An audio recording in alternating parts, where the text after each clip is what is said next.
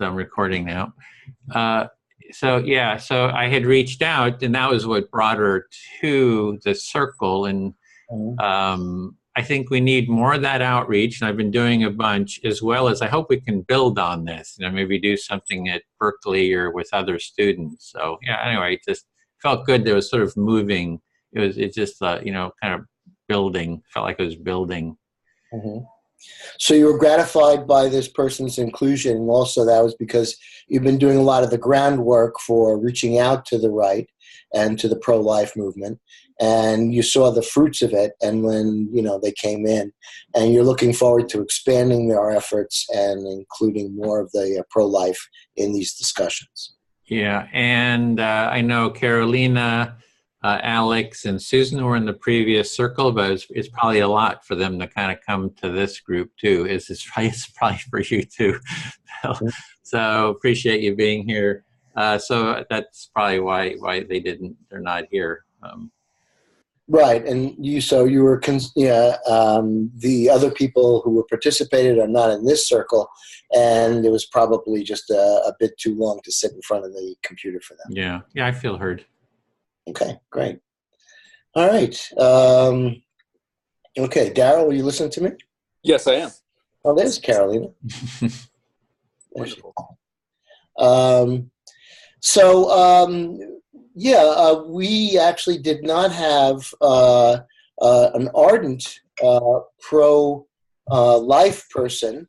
We had someone who role-played an ardent pro-life person, but we also had a person who considered herself way an outlier on the pro-choice side.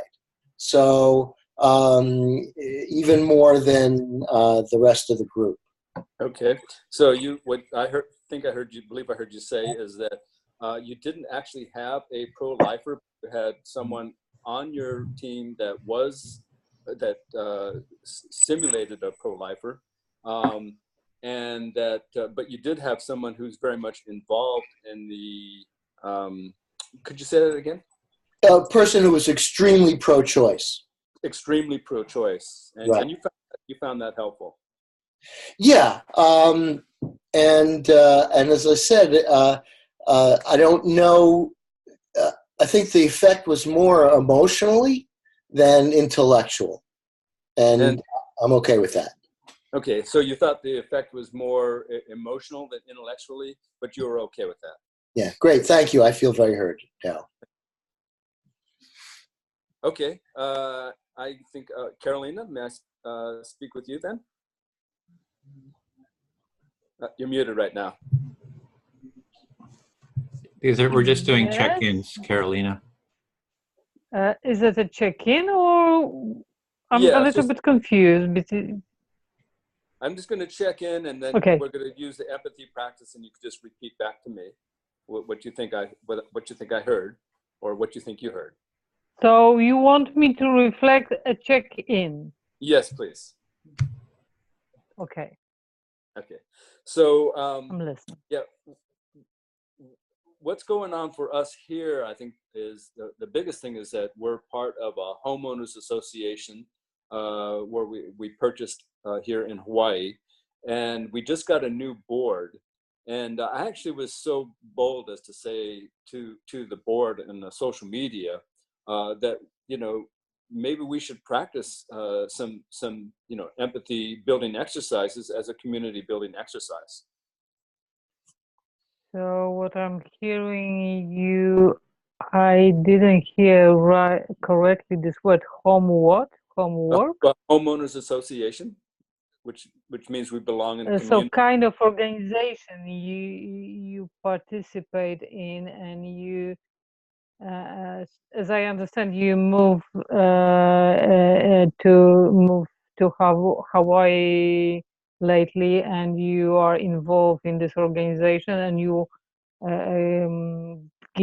gave them proposal to use this format of empathy circle in this organization. Yes, is it correct? Yeah, that's correct, and it's been received rather well. Although I consider it a bit bold, since I have I would like to be more practiced in empathy circle in this type of activity.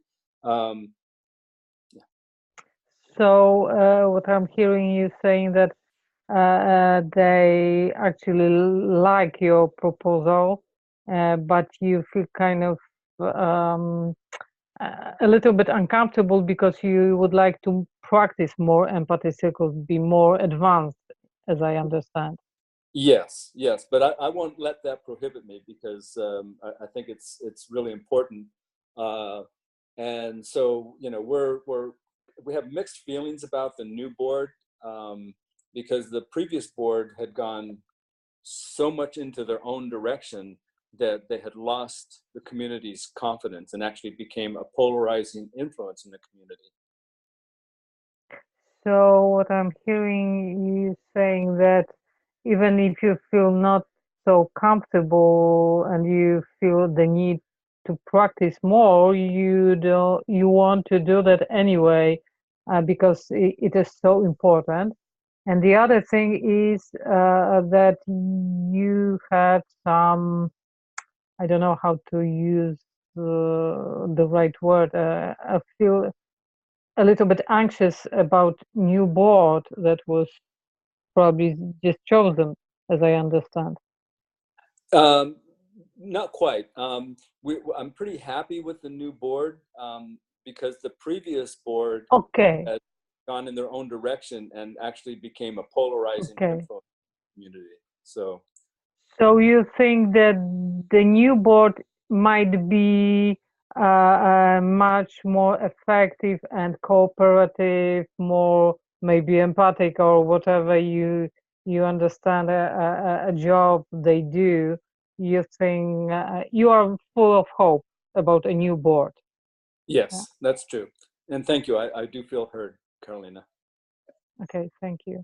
And Lynn's not showing up, but Lynn is here as well. If you would like Okay, to. She hasn't I checked just. in, so you could speak to Lynn. Yeah. So Lynn is here or not? I am Lynn? here, but only Oh. but only in voice. Yeah. I don't have my photo up. Was not. We tried to do that, but couldn't. Okay. So, well, my check-in, I don't really know what to say. I'm a little bit tired. This week was quite tough for me. I was thinking a lot about last Saturday, our meeting and my little clash with Felicia. Probably you don't even remember that. So, but for me was Could you kind of stop? important. Oh, sorry. That's okay. Thank you.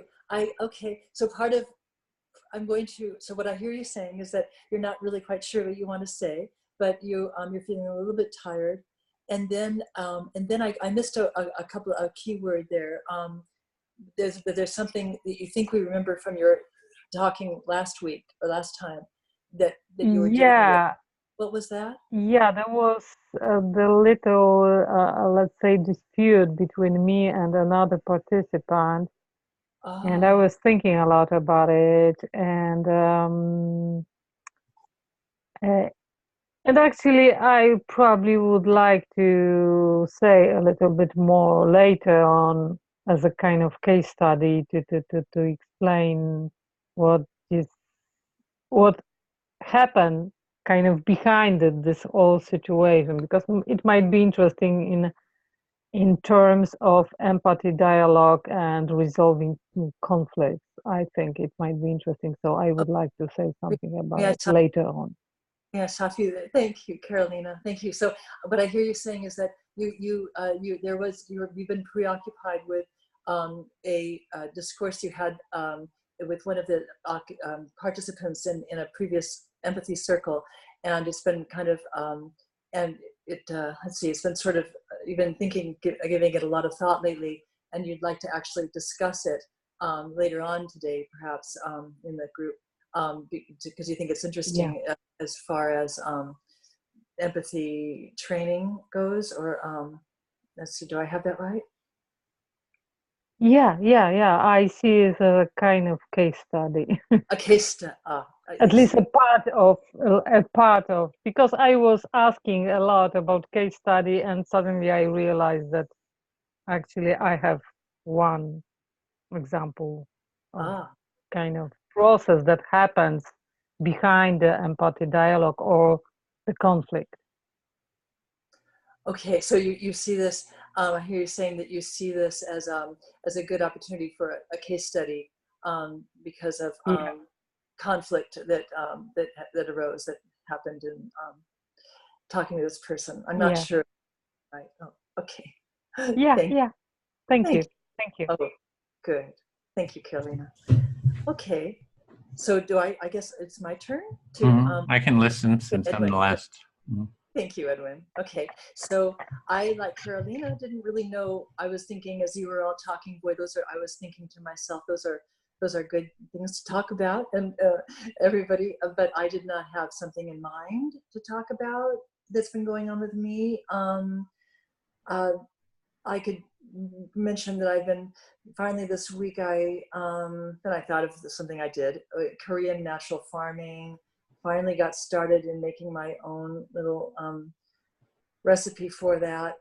It's a means to my microbes. You know what? I don't want to talk about that because I changed my mind. I don't want to talk about that. Okay, Edwin, you can repeat what I just said. Okay. So yeah, I was hearing that the topic that Daryl brought up and that Carolina brought up seemed like topics, good topics to discuss. It sounds like you didn't have a real issue to talk about in the group, but just in terms of a check-in, you're feeling maybe some excitement about this Japanese gardening or something. Oh, Korean natural farming. Korean national what? Natural farming. Oh, natural farming. So you kind of have some excitement about that, but you didn't want to talk about it. You decided not to talk about it. Yeah, thank you. So, I think I always get a little bit nervous before our empathy circle training exercises here, because I wonder if I'm going to know what to say when it comes to be my turn. So so I think I can just let this go. I think I'm willing to let for now. I'm sure I'll have something to say. I'm pretty sure I'll have something to say later. Okay, so I'm hearing you feel a little anxiety, coming to these meetings because you're like wondering what to say or what you'll have to say, and perfect. Yeah, is there more? Nope, that'll do me. Thank you. Okay. Oh, great then. And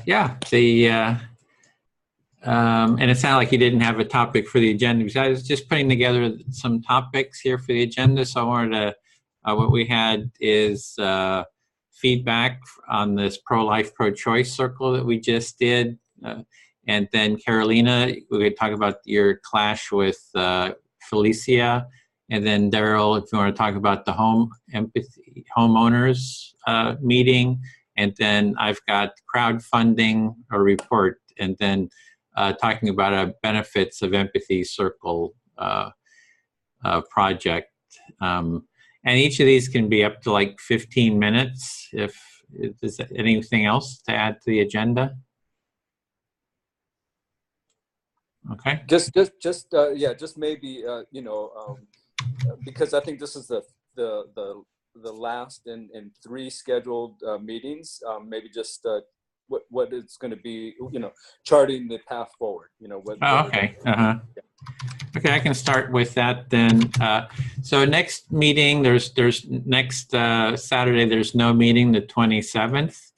I'm going to be at an event anyway for that day. But then I thought we could pick up again May 4th, which is the Saturday, the first Saturday of the month. And the empathy circle for that morning, for that day, is the climate change again. So Jessica will be hosting that. And then and next week, and next week for the empathy circle, one of the intentions for this group is that everyone has a chance to facilitate an empathy circle. So next week, I won't be able to be here either. There's a congressman is having a town hall. So I don't know if Carolina or Bill, since you've got the most experience, if you're interested in facilitating, or I can try to find someone else that would like to facilitate a circle. We don't have a topic either. So I guess there's sort of that, it's sort of on the agenda. If you're what date we are talking about? That The is fourth? April 27th. That's next Saturday. Well, for sure I will be here, but well, I still don't feel very comfortable with my language abilities, skills, and I'm afraid I need a little bit more time to facilitate, to prepare well to facilitate. So I would prefer do that later. Okay. Maybe It Susan. still might be a challenge for me, okay? So I can ask Susan, or there is this event with, I think it's, let me double check. Yeah, it's with our congressman. I thought maybe Bill, you might want to go, that we could talk to our congressman about taking part in empathy circles, wear our empathy t-shirt. So if you're interested in that, we could go, or I don't know if you want to do this instead, or yeah, no, it's a possibility. I just can't right now. I have to kind of get my week in order. So okay, great. yeah. So we can connect over the next couple of days on Yeah, that. absolutely. So in terms of maybe I can ask Susan if she'd like to facilitate again, and just so you can feel more comfortable with maybe facilitating a circle instead of the whole cafe. That's takes a lot, and it also we would need a coordinator, someone that can deal with the technical stuff. Maybe Alex can do that. Have to check with him, because there's two parts to this. To do the cafe is there's all the the opening up the Zoom account. Then if there's multiple people, you need two groups. Somebody's got to kind of handle the technical part, and if you're just sort of starting to facilitate, it's just too much to do. It's just like even for me, it's a lot, with doing the technical as well as the facilitation. So it's good to have two people kind of handle that. So I will check with Susan if she wants to facilitate, or someone. Well, probably I can deal with kind of technical issues that don't involve speaking and explaining. It might be easier, for example, keeping time and such things. It's not a problem for me at all. I was doing it a lot in other English speaking meetings, but I just don't want to meeting to it might not work well if I kind of stuck in the middle of the sentence, not knowing what to say. Well, it might be a good next step for you to, if there's a breakout group, like Susan did the breakout group and facilitate that. So facilitating a breakout group would be a good next step. And, before doing the whole cafe facilitation. Okay. Okay, we can try. Yeah, I think you could you could easily handle that. I mean, it's just keeping everyone on track. Yeah. So okay, so we'll see if we can't find someone to do, kind of do the facilitation. We might even cancel the empathy cafe. No, you're really wanting to do it. Okay. Well, what's a good topic then? We don't even have a topic for the. Yeah, any suggestions for topics? I created the event on Facebook, but I said topic to be determined. So I can think about it. okay, well, think about it. Send me an email, or when we finish here. Do either of you, Bill or Daryl, Lynn, any thoughts on a topic, like a burning topic? Well, the big thing on the horizon right now, of course, is the Mueller report. Oh, Yeah. But I think you'd probably get unanimous agreement, though. Unless we could find someone from from the other side, yeah. but it would be interesting to hear what someone from the other side would say about how it just really points to the lies and the way his staff backs up his lies. So truth or lies, the Mueller report, truth or lies? Oh, boy.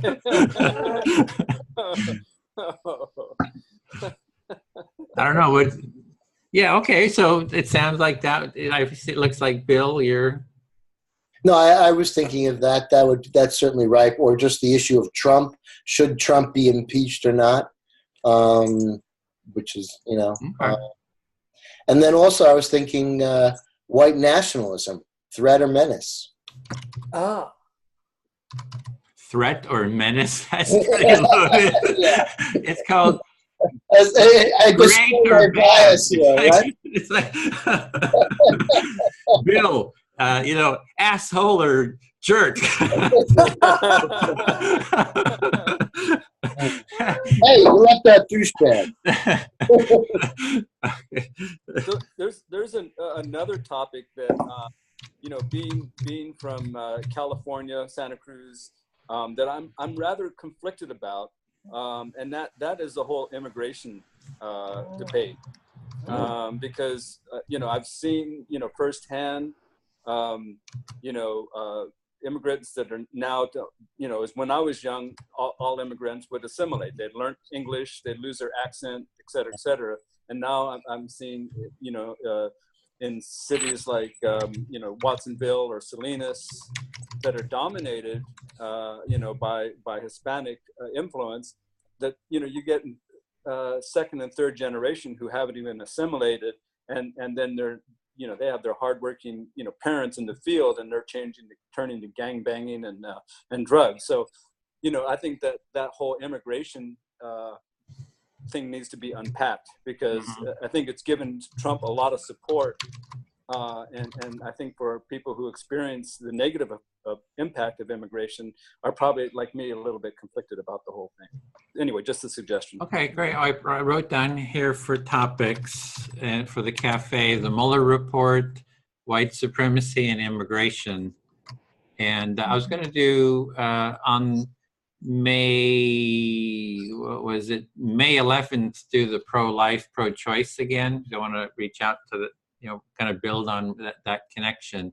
In fact, that was the next topic, which was feedback from the pro-life, pro-choice circle that we just did. So we can just talk about that a little bit.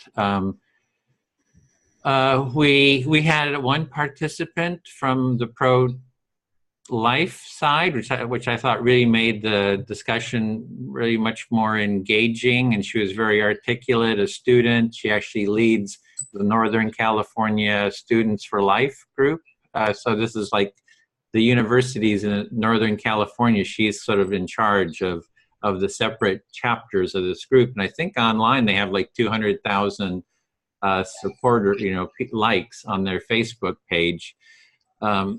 So I think this is something we can build on. So I want to maybe even do this topic, every month. We have a climate change the first week of the month, and maybe do pro-life, pro-choice on the second week, just to sort of build. I see we need sort of someone that kind of takes a topic and it takes a lot of work to reach out, build the relationships, and start drawing people together. So for example, if immigration is a topic, I think it would be helpful, for example, Daryl, that you become sort of a specialist in the topic and can reach out to all the different groups who are, that have different perspectives, and bring them together, because it takes quite a bit of work to kind of do that outreach. So those are just some ideas. Another was I forgot to give Susan permissions, or someone in that other group permissions to record. Yeah. That came up, but I realized I'd forgotten to do that, and I got to be more. Oh, I thought that I will listen to that. I know, and I heard curious. that Alex got very, tearful or emotional about, had a lot of strong feelings. Sounds like it would have been good to have seen that or hear what that was about. Yeah, so that was it. So open for discussion. We got about 13 minutes to talk about anything else on this topic. Thoughts? Yeah, Bill, I was also wondering how the role play was too, in terms of questions. Yeah.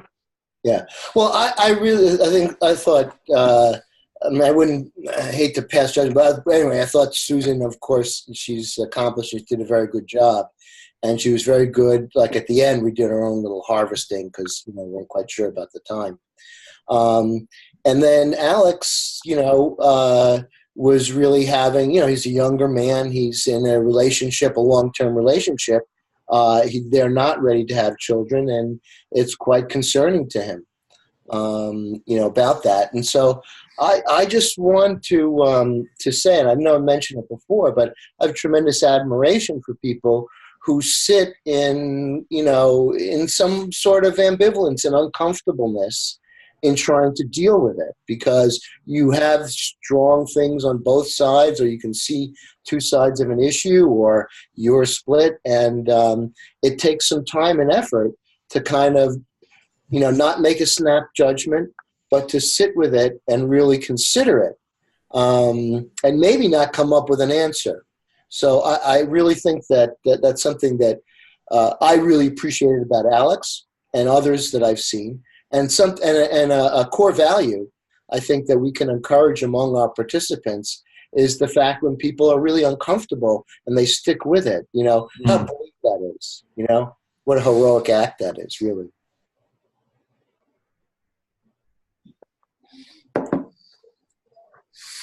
Carolina, any thoughts about the circle?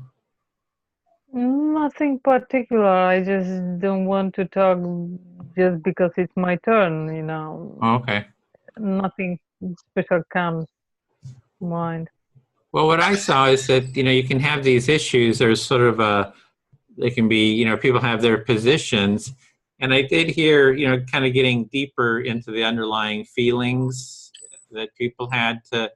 I think Ed mentioned it's like, oh, you can see the other side is just not out there to be mean and nasty. They're just not trying to, that there's a humanity underneath that, and people have, and I thought we kind of were getting down to that level where I could sort of feel that in everyone. You see, oh, everyone has sort of a, there's some meaning to it. They're talking about their own experience, and there's some real meaning. It's not just like they're wanting to be cruel or something, or so. And it seems so that awareness came to me, and I could see it, and so I was very pleased. Yeah, Carolina. Yeah, I have the very same kind of impression or sensation, even I would say. But I'm wondering if it's the fact that actually, well, for example, in our group, there was Anna who has this completely different view than most of us. But actually, I feel that I can share with her the quite the same feelings about abortion, about the whole topic. We just choose, in the end, we choose different solution. Okay, it was kind of that kind of feeling, but. Well, we have here in Poland a huge conflict around the abortion, and we have very difficult situation. There was no time to talk about it. And I know a lot of people in my political background who has much more kind of harsh, very strong point of view. And I suppose if they would be here, it wouldn't be that nice, I suppose, So I'm wondering if it's still the fact that actually we weren't so different. What would happen if this opposition between us was more strong? Maybe if they had people who have really deep judgments, like you are evil. No, you're evil. Yeah. You're just pure evil. But Yeah, and such people are on both sides, you know. On my side, I'm left, and you know, there's a lot of Antifa feminists and that kind of political friends I have, and they also think about the other side as an evils, you know, fanatics, you know, and so on and so on. There's a lot of labels they give them, so it wouldn't be probably so much empathy. Well, that's I just have some doubts about it, you know. But Well, maybe that, I'm wrong. yeah. Maybe it would work. Maybe it would work, actually. Well, that's I where don't the know. facilitation starts. You know, the higher the level of conflict, kind of the more skill in holding the facilitation. So if it's everyone on the same side, you know, you can get by with pretty little, you know, facilitation, you know, skill. But as it rises, you need to sort of rise, Yeah. and with being able to hold it, and Okay. being able to reflect, and so forth. So it's good to have that. And the other part is I would like to have more balance, you know, two from each side, I think. So we were, you know, I think pretty overwhelming 9 participants, one very strong pro-life. I think one sort of, I wasn't quite sure what Bob was, and then the rest was, Yeah. you know, pro-choice. So um, it, May I ask you a yeah, question? sure, go Daryl. So you know, especially on these highly charged subjects, where there's probably the most gold. Yeah. How are we in the empathy cafe model building a safe container, so that people who are overwhelmed, 8 to 1 like that, feel safe exposing their truth in an empathy circle. I think we need. Actually, Edwin tried to do that, give more space to Anna, who was alone in her view. Yeah. Give her more chances to speak. Yeah. At first, I thought it was 4 against 1, but then it was actually kind of like 3.5 to 1. So, but it was to give her more space. But even that can kind of blow up. Like I've tried to. I've seen people who I thought were in deeper distress, and let's give them more time. And then the other person really resents it. You don't realize how much pain and stress in everyone has. So it's sort of a bit of a, it's easy for it to blow up and say, hey, I want my equal time too, because you try to judge it, judge who needs the most listening. You just don't always know. Yeah, in my experience, creating the container, just that we're here to listen. We went up to an empathy cafe in Petaluma, and and that went very well. And I thought that you kind of role model. You role play or role model. Expected and unexpected behaviors about being too judgmental and things like that. And what I found, and then, part of it is to just trust the process. And what I found is that if you do that, then the first time somebody says something who disagrees with you, I mean, I have this ponytail here, so, people, make assumptions. But when you just reflect them, there's this whole kind of like relaxation, I'm another person, they're listening to me. And then there's the, then you're in a good place. Yeah, so there's the container of the empathy circle. It structurally, if everyone follows the process, it really can hold a lot of conflict in it. And, it's a matter of there's a sense of developing trust in it. Like in my family, we've been doing these for a couple of years now. And in the last circle we did a couple of weeks ago, my sister got just furiously mad with my sister-in-law. I mean, I'd never seen my sister focus such anger. It was like the anger that was underneath. It just hadn't had a chance to ever come out. She always kind of suppresses it. Came out, and it was like it almost blew my sister-in-law away. But she said, oh, this is an empathy circle. I can kind of trust this. Mm-hmm. So it was the trust that was built over time.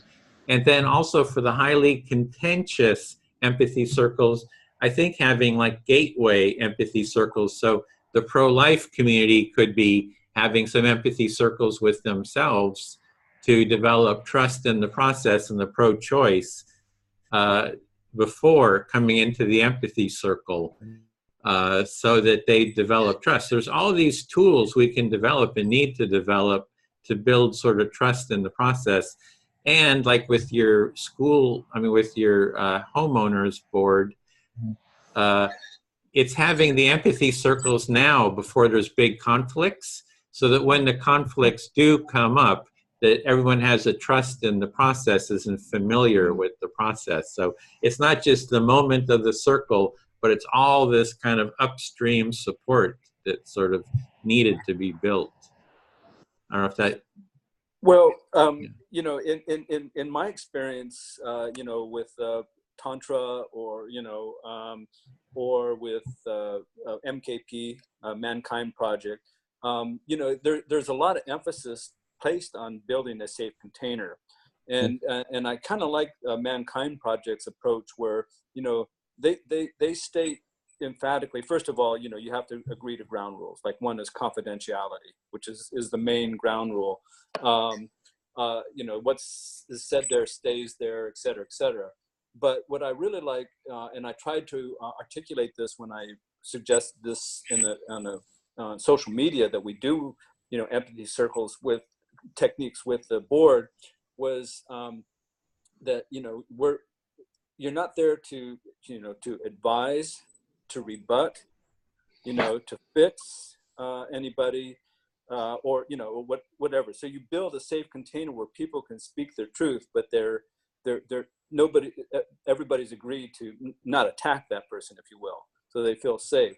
And you know, what I love about empathy circles is that you're truly listening, because you want to repeat back to that person so they felt heard. And I think, you know, a person being heard, especially in something that's highly charged, is so valuable. But like I say, you need to have some kind of ground rules coming in that everybody agrees into, so that, you know, it doesn't go off the rails later on. Mm-hmm. Yeah, so what I'm hearing is sort of sense of safety. There's things that build safety, and that's the ground rules. And there are the ground rules of the listening. One person speaks, one person reflects. So that's sort of the most basic ground rules. It sounds like you're saying confidentiality, even though that's a whole big issue there, because we do stuff pretty open, and I think so.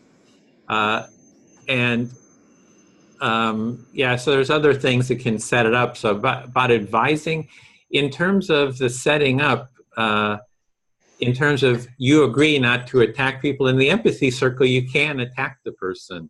You can criticize, you can judge. So there's not a bunch of rules of what you can say. It's about saying whatever you want, but being willing, and that the listener will reflect back that you have said, but you have to be willing to do that for the other.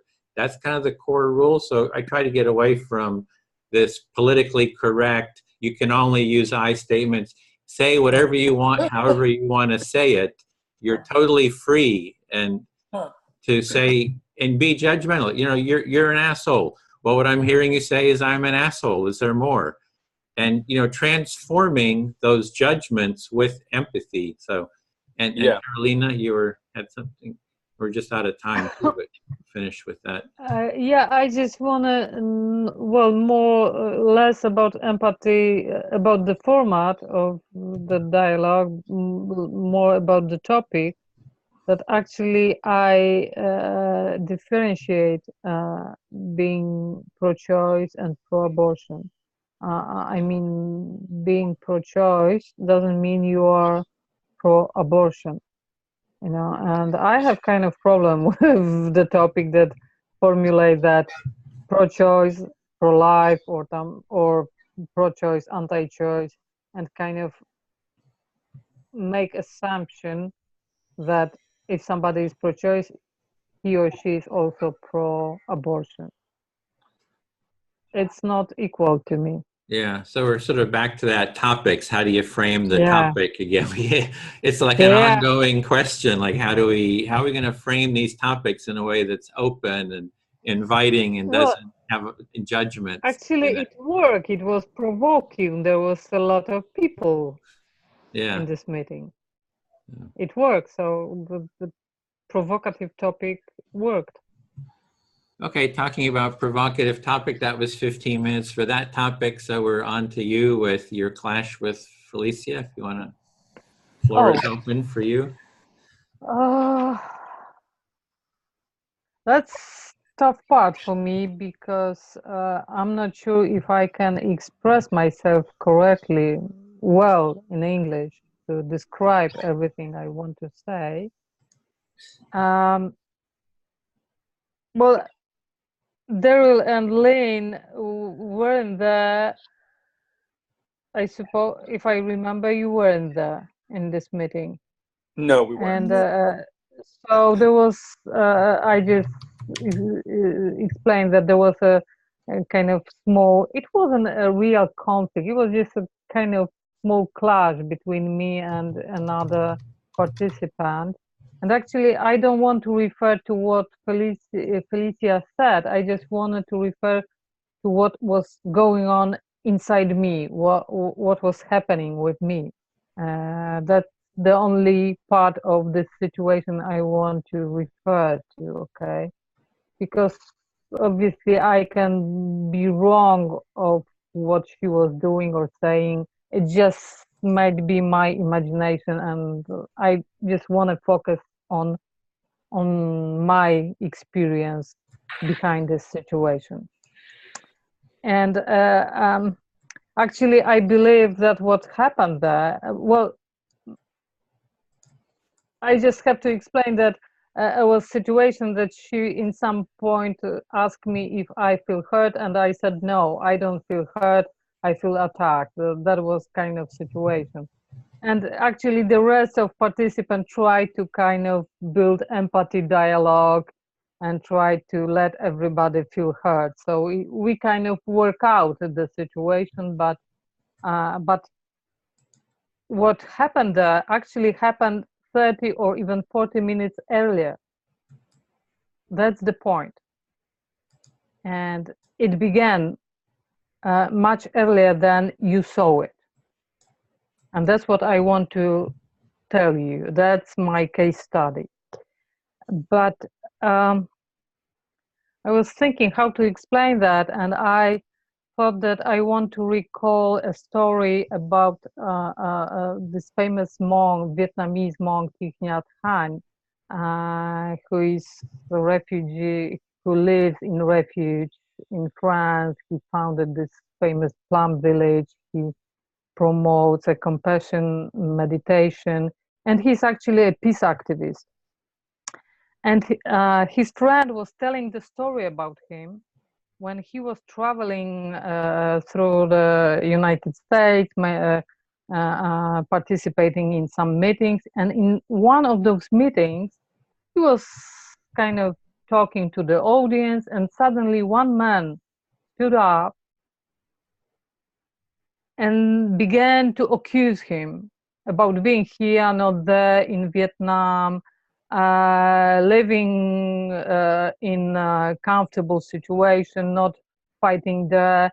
And there was a lot of accusations and offending to which this man was telling to the Thich Nhat Hanh. And his friend described that Thich Nhat Hanh actually began breathe very heavily. He was breathing very heavily and trying to calm down, kind of keep composure, and to kind of manage this situation. And it was a very important thing, and I want to refer to that. I will come back to that in a while. And now I want to say what happened during our last Saturday meeting. Actually, as I said, it began some 30, maybe 40 minutes earlier. Felicia said something and I saw something, and it's not important what I saw, because as I said, I'm not talking about, I don't want to refer to Felicia, I just want to talk about the state of my mind that happened to me. And she said something, and I felt this kind of, it activated kind of flurry in me, a kind of, unrest that was kind of growing during the meeting. I couldn't help it. And in some point, I just said, I don't feel hurt. I feel attacked. And this is a very specific state of mind, I believe, that happened to us, and that the whole thing is to know what it happened to us.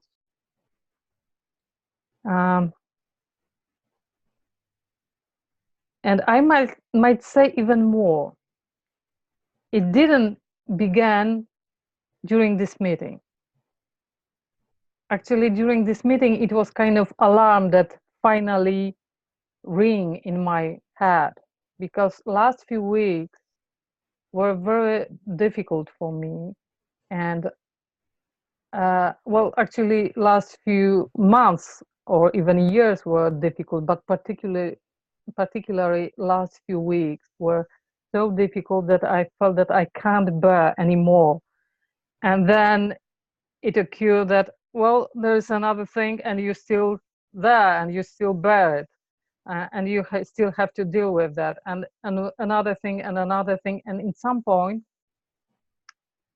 I practice meditation, which is part of kind of my approach I'm trying to develop. It's not compassion meditation that Thich Nhat Hanh practice. I do Vipassana meditation, which is might be very demanding, very difficult. And there are particular situations when it can be even dangerous, probably every form of meditation, but as I know, this can be difficult. And there was a moment when I just stopped. I couldn't meditate anymore. I had to stop it. I feel kind of in danger. I had to stop it. I just stopped it. And there was the moment when I should that was the moment when this alarm should ring in my head, because the very moment when I stopped meditating, I also start kind of losing myself, losing my attitude, losing my approach. And it was a continuous state of mind through next few weeks. I saw small things that were happening to me, the way I was walking the street, the way I was, I don't know, talking to the shop assistant, the way I was dealing with some things in clinics with doctors.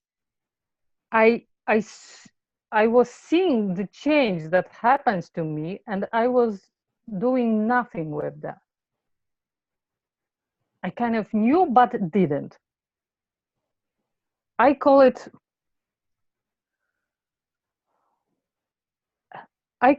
a kind of somnambulistic state of mind, when you know, but kind of can't help it. You're still dreaming. You dream, you know that you are in dream, but you can't stop it. You can't wake up.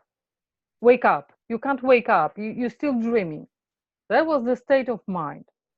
And the whole thing about meditation actually is to wake up, to being aware, to know what's going on with you. And I was dreaming. I wasn't woke up. And now coming back to Thich Nhat Hanh, what was happening to him? He was able to kind of catch the moment when something happened to him. He was able to govern that moment of, I don't know, effervescence, kind of unrest that raising in you. I wasn't able to do that. That's what happened. And that's what happened probably to every one of us. We are not just able to govern. I don't like word control.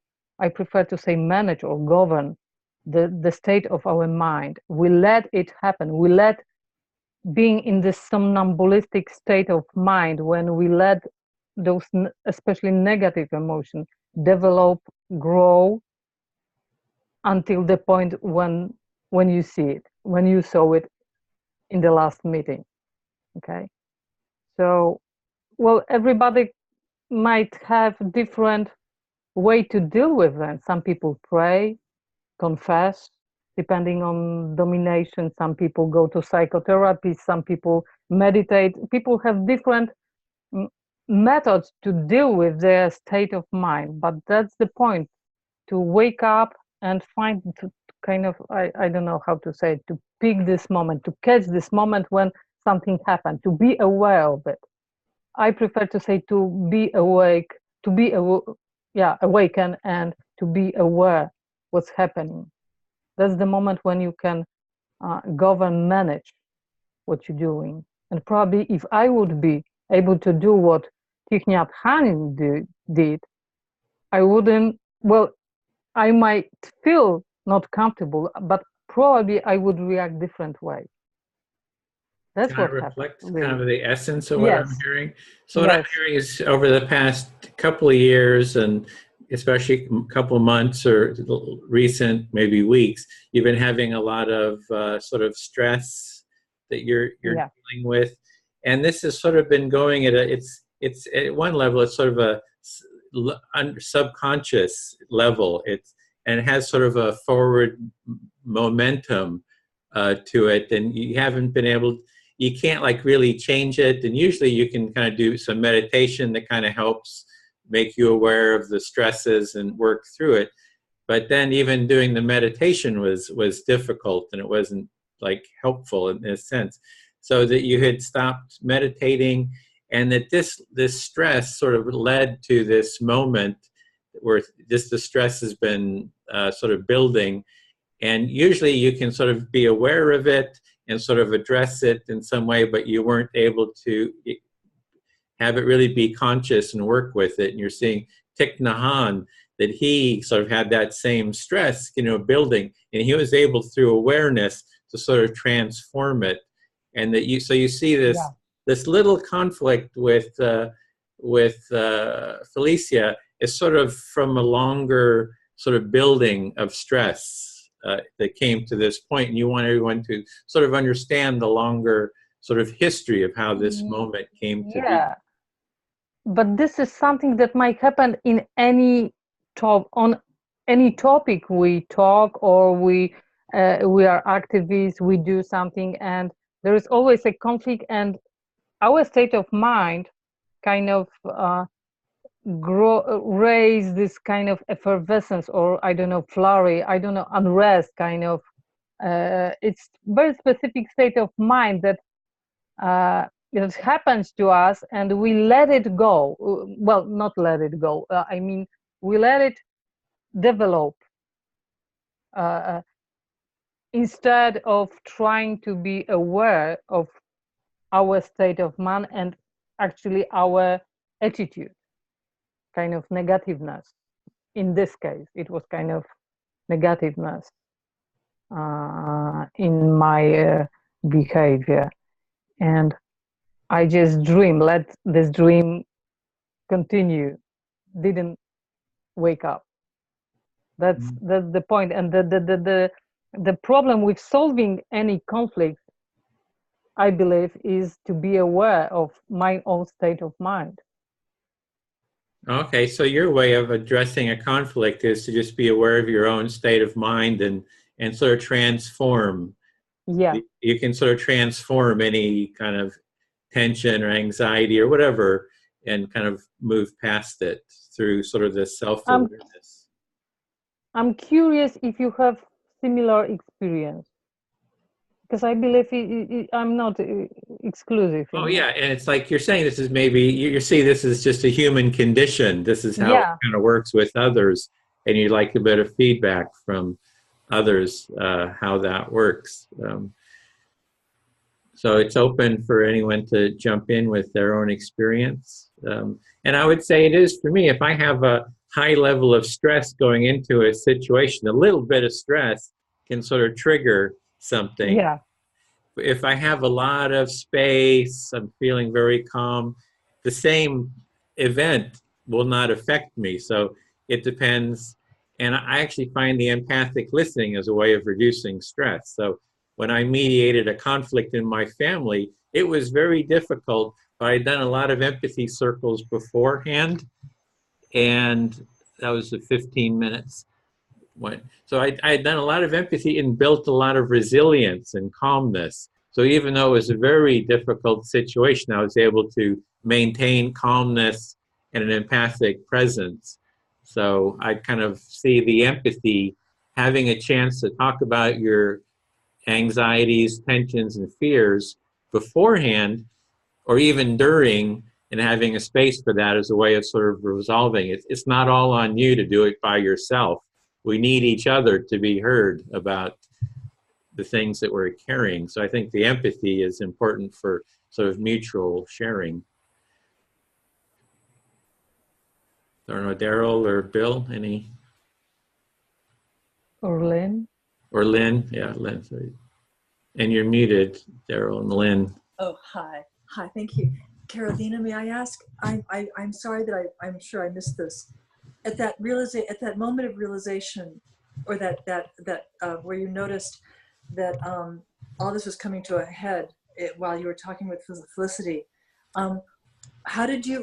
what then transpired with you? How did you get yourself in that moment during the empathy circle to overcome this thing that culminated in that moment with talking with Felicity? What happened next? Well, I'm not sure if I understand you correctly. Are you asking me about how I dealt with this situation last Saturday? Yes, thank you. Yes, in that of the circle. Well, actually, during the meeting, I felt quite ashamed of what happened, and I need some time to deal with it. But next few hours, it was like, yes, that was what happened. It was like, how to say this expression, when suddenly the idea comes to you, God, inspiration, enlightenment. Epiphany. Enlightenment, Epiphany. yeah, kind of enlightenment. A kind of enlightenment was, I realized what happening. Suddenly, I woke up from this state of mind, kind of letting this very specific state of mind happens to us. We kind of live instinctively. We don't manage our feelings, our consciousness. We just let it happen. If we are angry, we are angry. If we are happy, we are happy. Whatever happens, we let it happen. We don't try to be aware of it. And well, if it's nice feeling, it's okay, quite okay. But if it's negative, that's what we lead to, kind of conflict with other. And those conflicts happen kind of on not conscious, but subconscious level. It's like we let our instinct to drive us. Yeah. I call it dreaming, being aware of dream and let it happen. I know. Well, one thing. Oh, sorry. I'm sorry. I thought that was a pause there, so I didn't want to interrupt. Well, what we did come up with, just to let Daryl and Lynn know, in terms of sort of a process or procedure for this group, and I'll just show you quickly here. So, we have this introduction slideshow here, the empathy circle. We talk about the group intention, who it's hosted by, and invitation to viewer, and then notes to participants. So we've had a self-care. Feel free to get up, stretch, move. Or I just added the empathy card. So if any point you feel conflict, disconnection, etc., you can call for the empathy circle listening process. So we have sort of our agenda here, but you can sort of play the empathy card, say, this situation, it's an emergency, I'm calling for empathy, and we sort of stop the procedure and we go into an empathy circle process. So if you feel like, oh, I'm feeling kind of upset or triggered or something's not right, you can say, I'm calling for empathy, and then you can select someone to speak to, and we can go into an empathy listening mode to work through it. Because I think that that's the way to work through these issues, is to be able to share them, know that it's a safe place to share any issue, and it's actually helpful for us to hear whatever's up for anyone. So, yeah. But it requires a little bit practice to be aware of it. I use meditation to be aware of myself, okay? Somebody else might use different method, okay? For me, it's meditation. And I abandoned my practice, and that's what happened to me, okay? I lost the ability to wake up and to be aware of what I'm doing, what feelings are inside me, what kind of sensation I have. That's very, very subtle thing. It might be difficult to be aware of what's happening to me. Mm-hmm.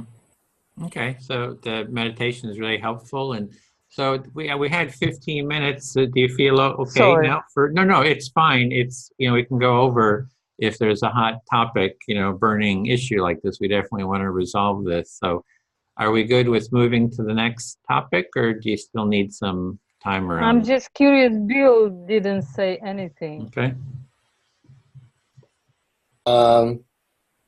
Well, part of it was because like I was trying to fix things. I think when I saw it, because I saw, well, you don't want to go over that.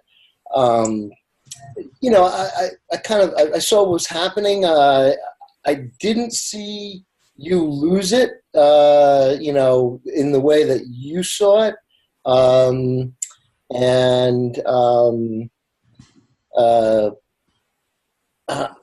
I guess,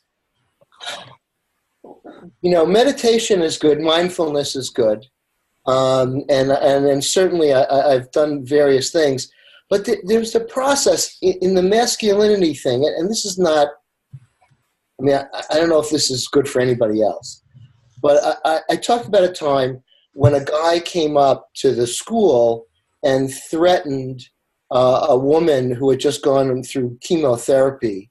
And if he were to actually attack her, she would probably be disabled for the rest of life. This is a woman who runs marathons and things like that. But in that particular case, right after that cancer. And I was going through, all of this thing. I don't know what to do.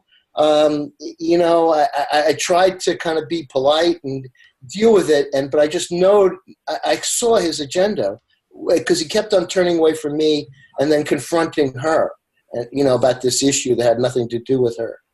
And then I didn't know what to do, and I was, and then I realized that who am I? And I protect people, and that's what I did in my job. And I was not going to let this guy touch this woman. And if he did, I was going to grab him and throw him to the ground. Now, that's just who I was at that moment. That was my value. And the minute I kind of came to that realization, then all my aggression and went down. He looked at me and I looked at him. And I think I didn't threaten him. I didn't say anything. I didn't do any body language. But I think he understood my resolve. And then I just dealt with it. I kept on, dealing with his, overt issue, but sort of making sure that he wasn't going to, attack this woman. So I find that very, contradictory. And it was interesting because by getting in touch with my aggression and who I was able to come to a resolution and calm down. And so sometimes it's feeling in to that dark side or something like that gets you through. Probably a poor analogy is there's a famous film where this guy fell down the crevasse and he broke his leg, and the only way to get out was to crawl into deeper, and he did, and he made it out. And so sometimes we're afraid of our own feelings, and I think that sometimes the resolution, even if it's not pretty or not politically correct, is to feel, again, retaining the mindfulness. I didn't like go off and start to attack him, but realized who I was, what was important to me at this moment, and that allowed me to accept myself and be much more open and relaxed and calm. And there was no conflict at all. Nobody got hurt, and nobody was threatened, anything. So that was sort of like a convoluted, but sort of my feeling. I would like to be able to do that every time I got angry or kind of very emotional. Yeah. That's the point, to be aware, to humor helps me. Wake up. Humor helps me. Yeah. Well, there was a lot of other points around that situation, because I think Felicia didn't realize the context of the group to begin with. I don't think she realized that this. Yeah. She thought, oh, this is like I can come and just talk about, my issues or something. She thought of it more of like an open empathy circle, maybe. And I think she didn't realize that this was a facilitators circle. That her, in fact, if she's not interested in doing empathy circle facilitation, this wasn't the place for her, because there's a specific scope and context. And I'm not sure if she really understood that. Maybe I could have been clear. Well, that's possible, but my point is that I wanted to show you, I'm not sure if I was able to do that very well, but I wanted to show you kind of process that happens I suppose, in every one of us. And the thing is, if we know it or not, if we can catch this moment or not. As Bill said, Bill said he has the situation when he kind of catch the moment, caught the moment. I didn't. I let that develop, kind of, Well, the way to catch for me, that's the difference. It was very subtle. It was very subtle. It wasn't nothing big, but for me it was alarming. Okay, you're losing your approach, and good, because I began meditate again. I came back to my practice immediately. Well, I can just say, for me, in those moments, I try to reflect. If I feel tension in myself, I try to reflect what the person has said, and for me, that's the calming effect. It's like, oh, so you really think that I should talk more from my emotions? Is that what you're saying? And then just the reflection kind of calms me, and because I sort of trust the empathic listening process. So I don't meditate, but I do try to do this, empathic listening. I'm curious how many conflicts it would look like if people would be aware of it and try to work it out in the moment. Maybe many conflicts might look different. Okay, that's my that's the point. And we do have that as whatever's happening in the circle, you can call for that empathy. So that is part that was. We all have the okay. Yeah. There's not only is it okay, it's like you're encouraged to do it. Because that's what we do in the circle. So, okay, well, let's move on then. I think let's see. We had Daryl, homeowners empathy circle. Do you want to talk about that? Sure.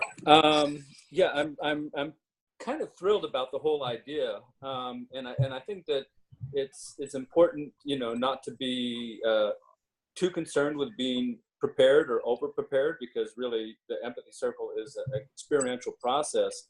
So as we're sitting here, I'm thinking, well, I should just go ahead and do this at some point. In other words, we are all of a community. We are a polarized community for many reasons. And I just think that bringing in the empathy circle as part of, my first foray into doing empathy circles within the community could be a very positive thing. So I'm really, really excited about that. Because everybody wants to be heard. And I think that's what social media is all about, is people, you know, getting to be heard yet still not heard. You either are liked or disagreed with, but not necessarily heard. So yeah, I'm really excited about giving this a try, and maybe I could solicit some of your feedback, what you think about just jumping right in feet first into doing empathy cafes. Yeah, I'm very excited that this is an opportunity, especially you have a community there that makes it a lot easier in terms of finding participants. We just did an empathy cafe, an in-person empathy cafe in Petaluma with Lou. We had 25 people, and then we divided into groups of 4. But in terms of what you'd want to do is build facilitator capacity. So maybe starting with just 4 people in an empathy circle and get them familiar with the process. And then, because you want a facilitator at every circle. I don't know how many people is in your group, but if you have 8 people, you'd want 2 circles, and you'd want a facilitator that can hold the process, that has some experience.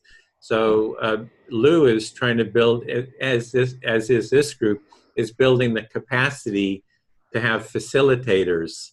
So you want to, kind of start small and then find the people who are really good listeners and say, hey, would you be willing to be a facilitator, and sort of create your own facilitator, support group, so that if you have a larger circle, that you'll have that support group. So starting, so that's what I would suggest.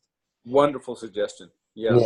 And one thing that Lou encountered was some resistance to the process. And the part of it was the framing. He said, let's have a conversation about this. And then the empathy circle process, which includes the reflective listening. And some people were resistant to that. They just wanted to have a conversation. So he modified it to say that, okay, we can do without the reflection, but to make sure that everybody, had a chance to speak, time limits and things, so that everybody felt that they had a chance equally. I think that the idea is to do the full listening circle, and it's important, and not to lose sight of that. But in the heat of the moment where you might have to make an adjustment, well, let's do one round this way and then try, or whatever was good. And I just have a quick story about homeowners association. I taught nonviolent crisis de-escalation, and one of my fellow trainers said that the only time he had to use it in his life was at the homeowners association when there was dispute over parking on the street. Yeah. Yeah, so that's something we do need to develop more of, is the block to taking part, to explain why it is we're doing the empathic listening. That's what Lou was trying to write out too. Say, explain that this is for bridging divides, political, social, personal divides. And that's why we need to learn this practice. So you sort of have to make the case for why we're using this empathic listening. Yeah, Carolina? Yeah, and so this is perfect, because here's an opportunity presenting itself quite naturally, quite organically, for using the empathy circle protocol, if you will. And then here we are participating in a facilitators training, and here you are trying to sort of codify this or formalize this in a free available training online. So this is all kind of meshing together quite well, I think. Yeah, Carolina, you had your...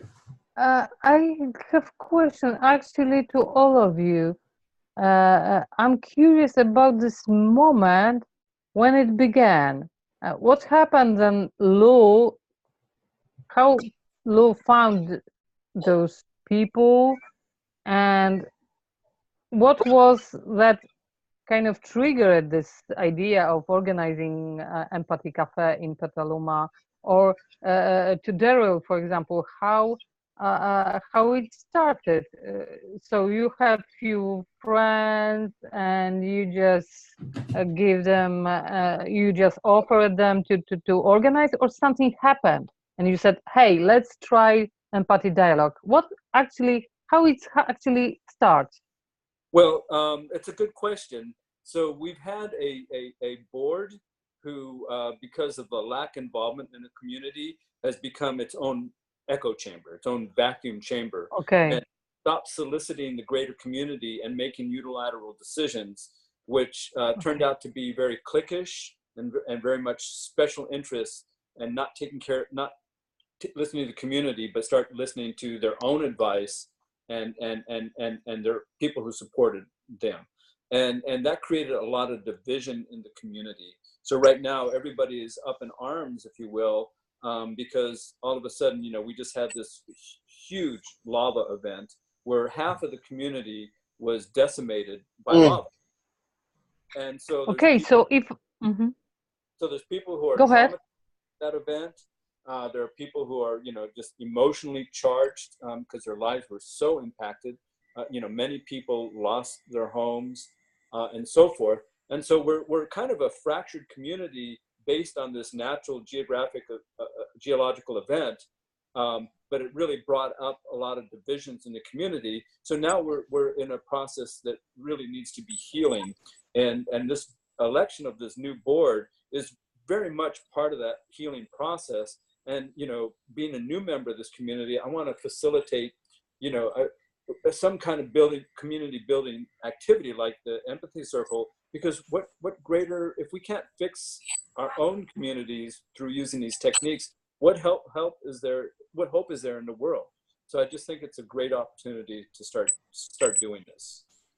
Does that answer your question? I'm not sure.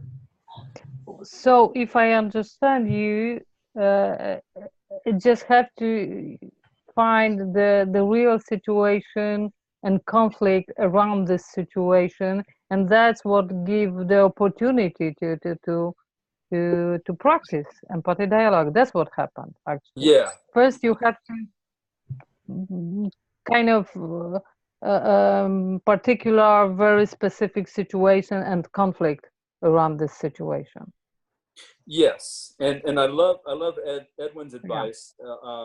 You know, since I'm new to this particular process, but I'm familiar with a lot of other processes and protocols, to start building, you know, a facilitators network, so that, you know, you have, you know, like-minded people that are involved that can help, if you will, you know, maintain this container before you start inviting other people into who will be brand new. Yeah. And I think that's just a wonderful suggestion, and certainly a doable approach. So I just see a lot of opportunity for growth here. And yeah.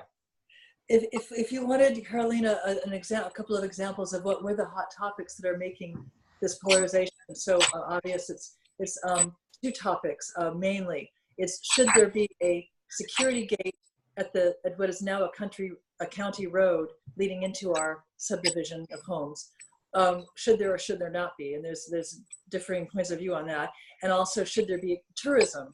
Well, not tourism, but official tourism, because people's privacy is being threatened by people coming in by droves every day to look at our lava flow.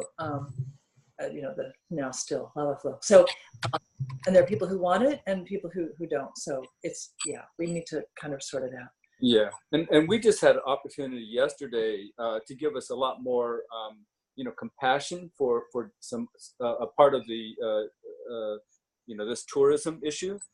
So yesterday, you know, we had, there's a property right in front of Fissure 8, which was the main fissure that, you know, wiped out 750 homes here. And so we, you know, Lynn made a friend of someone who owns that property, and then so we went and did the tour with a reporter from USA Today yesterday. That was quite wonderful. And then we learned about people in the community who had been personally affected by the lava and is being personally impacted by the tourism. And so it gave us a great opportunity to experience, you know, more compassion or empathy for these other people. So, yeah, you know, just having opportunities to see life from other people's point of view is so beneficial. Because now people that I thought were maybe, you know, angry or, you know, I didn't particularly like or appreciate where they were coming from. Now I get it more. So I think the more empathy we create as a community, the tighter we'll become as a community. Well, that's also another point I wanted to add. We just had a family empathy circle, so it was a couple weeks ago. There was a conflict, between my sister-in-law and my brother that they wanted to talk about, and when we set it up, it was the framing of it, and so I framed it as what we want to do is build a more empathic family.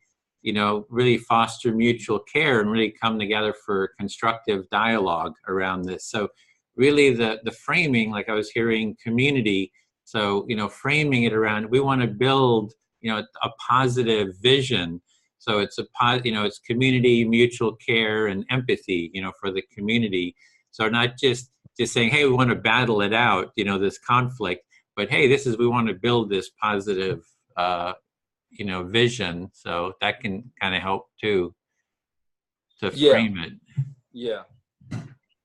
No, it's beautiful, because if we can build a model here in this small community that works, it could be an example for, it could have a positive impact elsewhere. Yeah. And then having multiple empathy circles and, kind of spreading it. Yeah, that'd be beautiful. So glad to, whatever we can do to support you in holding that and working through the issues around it. Yeah, thank you. And I think what's, something that that's coming up for me is that, whenever you teach something, like say a musical instrument or something like that, or whatever, people take that and they make it their own, and then they sort of distort it, or how, depending on how good the training is, they add their own flavor to that when they make it their own. So, it's going to be interesting to see, based on my experiences, how each person and how, we make this process of empathy circles our own, and where, maybe that's not where we shouldn't make it our own, and we should actually adopt more of the principles of empathy circles so that we keep the integrity of it. Well, we do want innovation and creativity. So that's, part of, I think, with empathy is you really hear what the real issues are, and then you create innovative solutions to address them. So, to come up with creative solutions to problems is part of what this is about. Yeah. Yeah. I just want to, again, recognize that you're sitting, as I said earlier, you're sitting in this kind of like a little bit of anxiety. And again, I just appreciation of that's kind of like the rite of passage of doing this. And, I really respect you, Lynn, for doing that. I forgot the other part I'm going to say, so I'll shut up and maybe I'll get it later. Thank you, Bill. Thank you, Bill. Okay, is there more? Do you feel ready? We can bring it up again next time we meet. Yeah. So I feel we're ready for the next topic. Okay. I only had two things. One is I just launched a crowdfunding yesterday on Facebook. It's a crowdfunding for creating the empathy training curriculum. So right now there's 4 sessions that have been recorded, and I'm wanting to create a video, like a 10-minute video for the intro, like a simple intro, quick intro to the Empathy Circle. We usually present this at the beginning, of the Empathy Cafe, and then a longer, maybe 20-minute intro that maybe addresses some of these issues of, why it's important to stay within the process, the stuff that kind of helps frame this circle. So those are 2 projects. And then another one is another module for the Empathy Circle for being a coordinator, because it's a large part of the facilitation is actually the easy part. It's like reaching out, getting all the people, organizing is really about 90% of the empathy. It's like making all those connections to the the people in the homeowners association or whatever, you know, the board. I mean, it's time consuming and there's a lot of work to it. So I want to create a 2-hour session on that, and then a 3 sessions on the Empathy Cafe facilitation. So, and I created a crowdfunding for it and just posted it. So you'll probably get an invitation from me. So if you want to donate, you're welcome to donate. If you can invite friends, you know, you can share it. You can go in and invite friends. That would be good. And even I'm kind of excited about it because even the asking for donations kind of tells people about the process.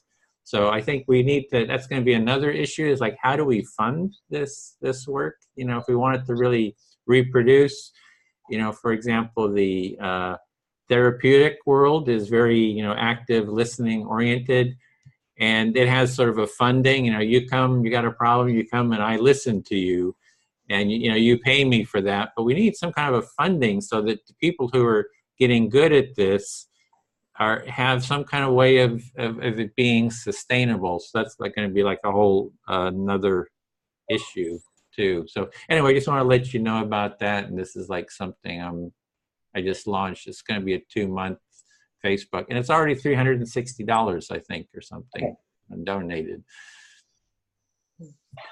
So any thoughts about that? Comments?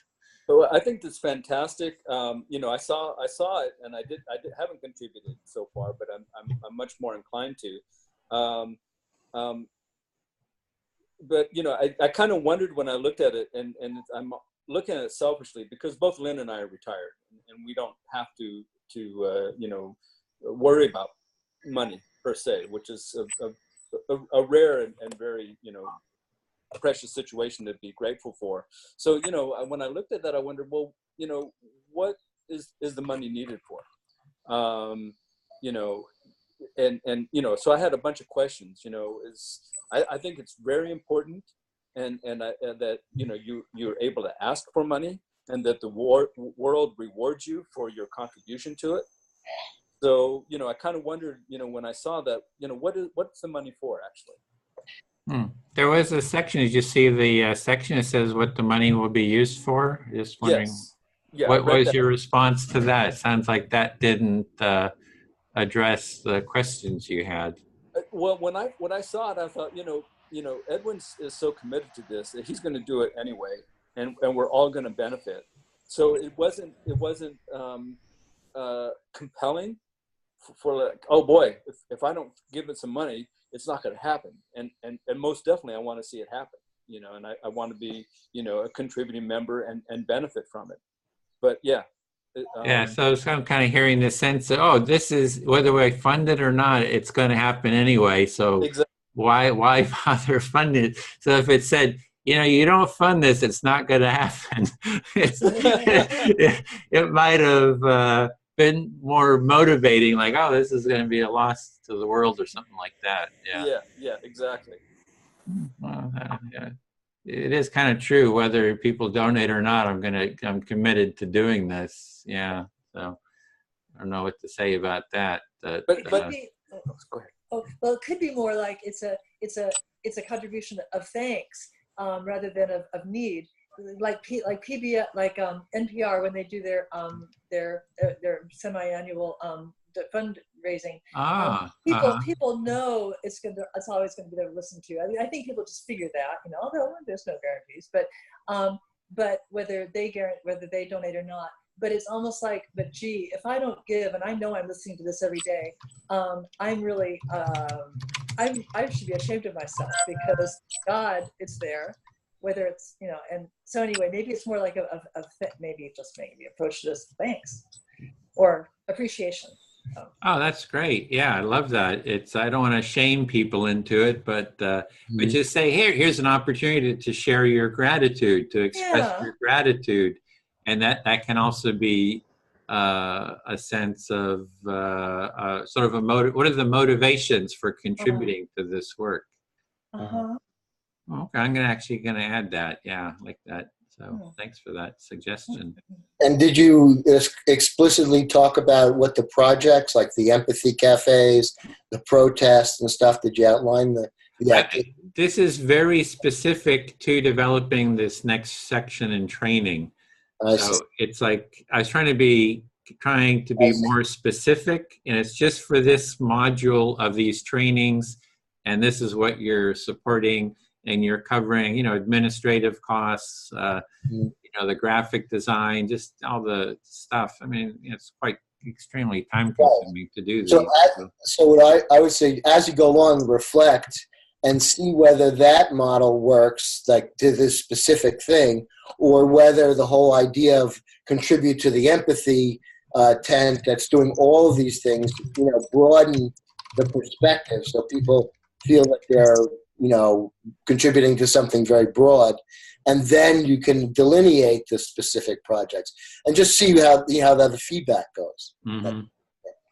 Yeah, because I think this is like part of a bigger question. Like if we want an empathy movement, there's somehow I'm seeing in the culture, it's like, oh, empathy, that should be for free, right? It's like people should just self-sacrifice and offer empathy to everyone.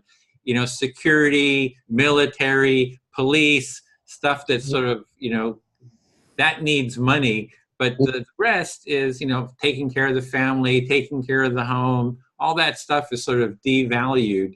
And so I really see, and I'm seeing that we need something like an Occupy Empathy that really just goes to the heart of the political scene and said, we want $10 billion invested over the next 10 years on empathy training stuff. And really, I mean, create some real political policies to, you know, bring this, and even like education, like teachers are underpaid in the United States. You know, it's like there's a dismissing of the value that they bring. So it's all in this whole humanistic, empathic, caring realm is not sort of valued. And, you know, how do we make it, and it also makes it harder for people to sustain their work at doing this. So this is part of a bigger kind of an issue. You know, it's like just one piece of it. So I think it's good to have a discussion, you know, about this as an ongoing kind of a question,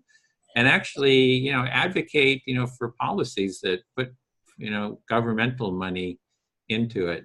And I'm serious about occupying the Capitol Mall, which is, you know, in front of the Congress, and saying we're not leaving until you get a $10 billion empathy training bill through, you know. So. Right. One way, just as a question to you know, talk about further, is to design what would a culture of empathy look like. In other words, you start backwards from the goal. You've achieved the goal. What does it look like? What's happening? And now you go the step backwards to look at it. So that's one other way of kind of just organizing. Yeah, that sort of having a vision. So really being. Yeah, this is what a politicians would do. This is what, you know, a commerce would be like, things like that.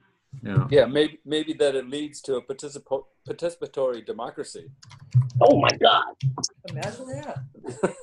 Those scary words, boy.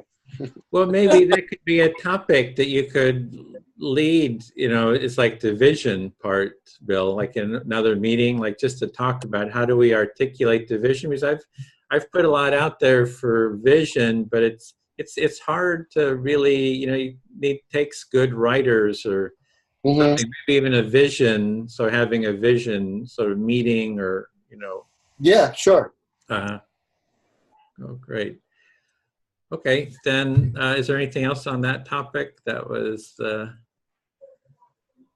we'll move on to the next. Well, just further clarification, you know, what do you have, like specific, you know, money tasks that the money's going to, like, you know, video production, you have to hire a graphic designer or anything like that? Yeah, it was for video production. I'd mentioned video editing, video production, and promotion. So I had that as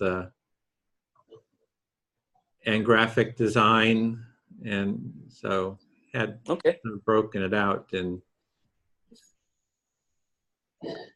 And Right. it's kind of weird because I'm doing most of it myself. So it's kind of like, paying it myself for all the work. So Yeah, but there's kind of that aspect. Yeah, which is okay. yeah, You know, you need to be rewarded for your contribution. yeah. Mhm. Yeah. Well, I got to get better at that too. So, and developing more of an overall framework too. So yeah, well, thanks for the feedback on that. I really like that gratitude, putting that in there. I think there's something about tapping into the feeling of people feel good when they contribute to something, right? Mhm.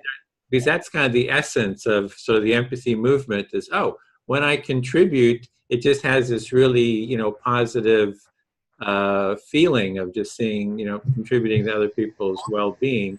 If you know that other people are going to be contributing, back too, and you're creating sort of an environment. Well, the other thing is building models, if you will, for people to get to be financially compensated for the work. So, for instance, first thing that pops into my mind is corporate trainings.